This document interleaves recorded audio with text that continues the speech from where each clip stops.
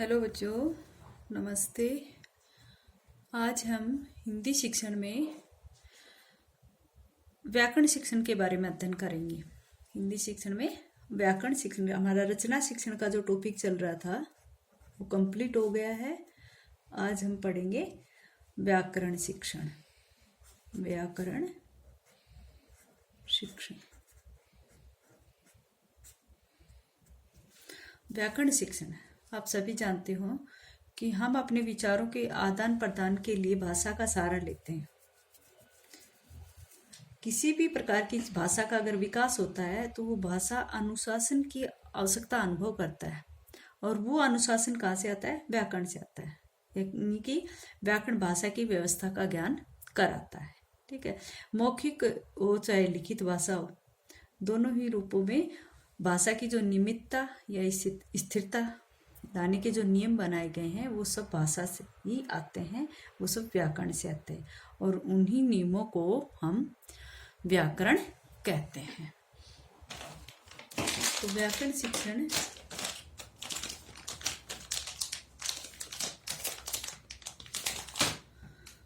शिक्षण के बारे में जानने से पहले हम पढ़ेंगे व्याकरण का अर्थ व परिभाषाएं। व्याकरण का अर्थ व परिभाषाएं।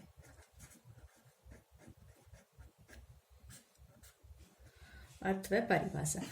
व्याकरण का जो अर्थ, अगर हम शाब्दिक अर्थ में देखें तो व्याकरण का शाब्दिक अर्थ जो है वो देखो,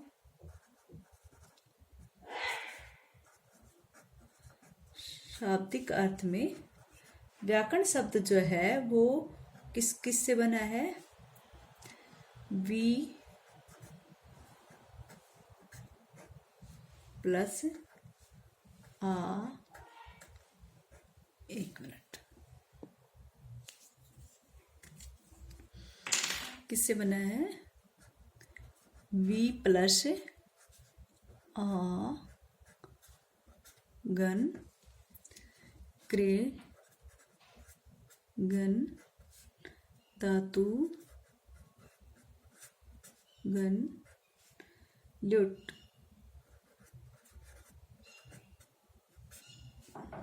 ल्युट, और इसका इतने शब्दों से भी प्लस आ प्लस क्री प्लस धातु प्लस ल्युट, इनसे बनकर क्या बना है? व्याकरण। व्याकरण जिसका यहाँ पर इसका अर्थ क्या लगाया गया है? इसका अर्थ लगाया गया है, संस्कृत में इसको कहते हैं व्याक्रियन्ते। व्याक्रियन्ते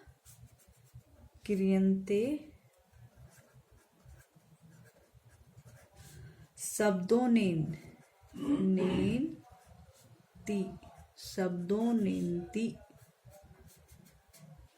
व्याकरणम।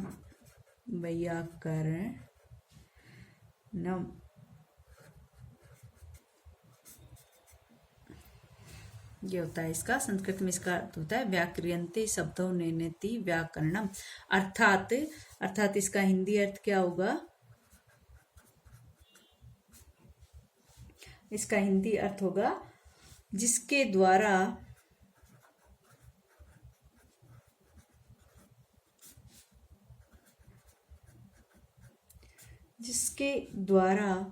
अर्थ स्वरूप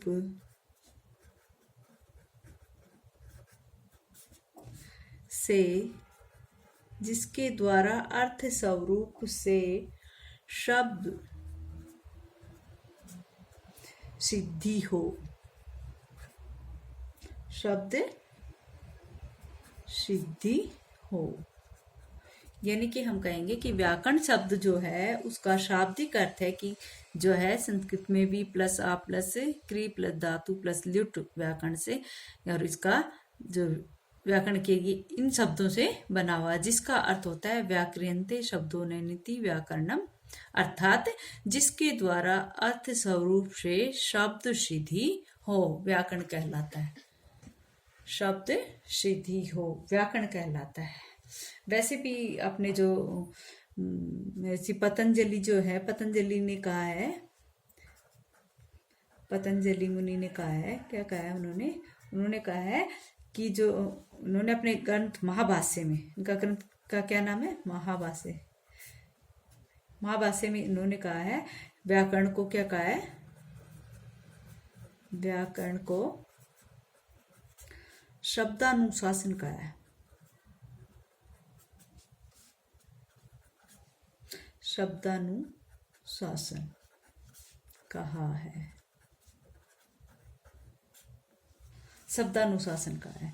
किसी भी भाषा के विकास के साथ साथ भाषा में जो अनुशासन की व्यवस्था होती है वो किससे होती है, व्याकरण से होती है। इसीलिए पतंजलि मुनि ने महाभाष्य में व्याकरण को शब्दानुशासन कहा है। ठीक है, चाहे किसी भी प्रकार की भाषा हो, मौखिक हो चाहे लिखित भाषा हो, इसके विभिन्न जो रूप हैं उनको नियमितता या स्थिरता लाने के लिए कुछ नियम बनाए जाते हैं और उन नियमों को हम व्याकरण कहते हैं।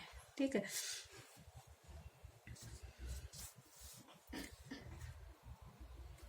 यानी कि इसका शाब्दिक अर्थ में अगर हम इसको, इस बात को भी जाहिर कर सकते हैं कि जो भाषा व्याकरण है वो भाषा की व्यवस्था का ज्ञान कराता है। ठीक है, अब एक परिभाषा आती है यहाँ पर, किसके अनुसार, डॉक्टर स्वीट के अनुसार।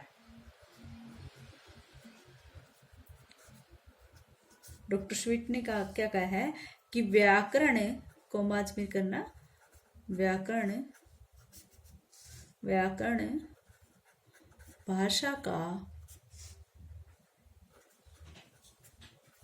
व्यावहारिक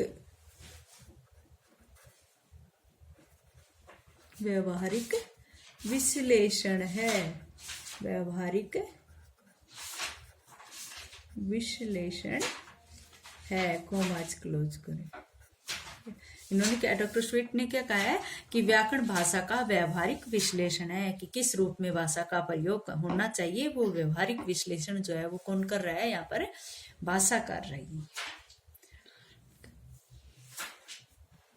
एक अन्य परिभाषा है, किसके अनुसार, साने निशान के अनुसार, प्रोफेसर साने निशान।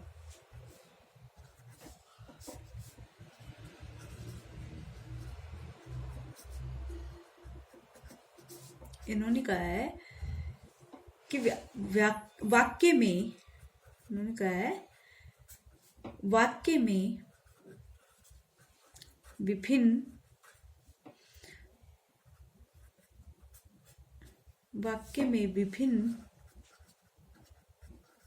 शब्दों के समूहों में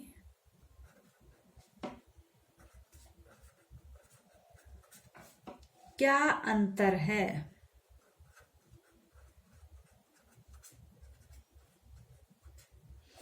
क्या अंतर है व्याकरण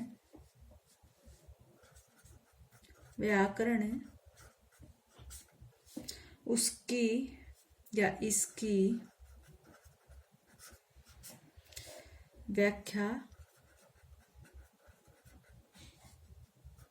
तथा अर्थापन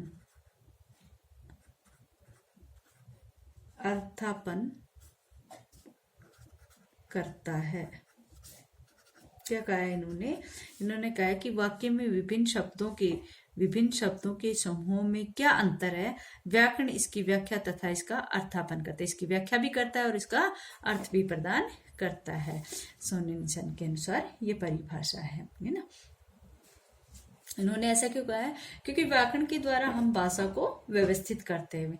वाक्य में कौन कौन से, उन्होंने ये जो बात क्यों कही है वाक्य में, उन्होंने इसलिए कही है क्योंकि वाक्यों में कौन कौन से अंग है, प्रत्येक अंग किस किस स्थान पर रहना चाहिए, इन सब अंगों को किस प्रकार व्यवस्थित होना चाहिए, ये सब ज्ञान कहाँ से होता है, हमें व्याकरण से होता है। ठीक है, इनकी परिभाषा के ऊपर हम कह सकते हैं कि वाक्य में कौन कौन से अंग हैं और प्रत्येक अंग किस किस स्थान पर प्रयुक्त होता है, इन सभी अंगों को किस प्रकार व्यवस्थित किया जाता है, इन सब का ज्ञान हमें सिर्फ व्याकरण से होता है। और वैयाकरण द्वारा व्याकरण की परिभाषा भी इसी बात को प्रतीक है। ठीक है, एक परिभाषा और है, किसकी है? हेजलिस्ट की। हेज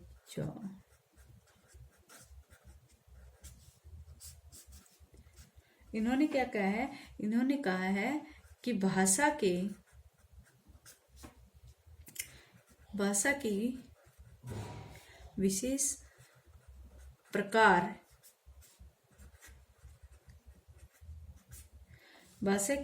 प्रकार की रचना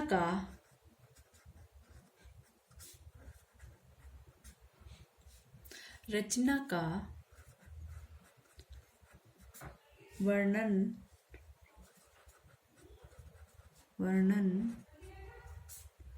व्याकरण है। क्या कहा है इन्होंने? कि भाषा की विशेष प्रकार की रचना का वर्णन व्याकरण है। ठीक है, विशेष प्रकार की रचना का वर्णन व्याकरण है। भाषा की जो विशेष रचना क्या होती है भाई, उसके जो शब्द हैं वो व्यवस्थित होने चाहिए, किस प्रकार से उनको किस प्रकार से परिवर्तन किया जा सकता है, किस प्रकार उसके प्रत्येक अंग को व्यवस्थित किया जाता है। इसलिए उन्होंने कहा है कि भाषा की विशेष प्रकार की रचना का वर्णन व्याकरण है। अच्छा बच्चों, आज इतना ही।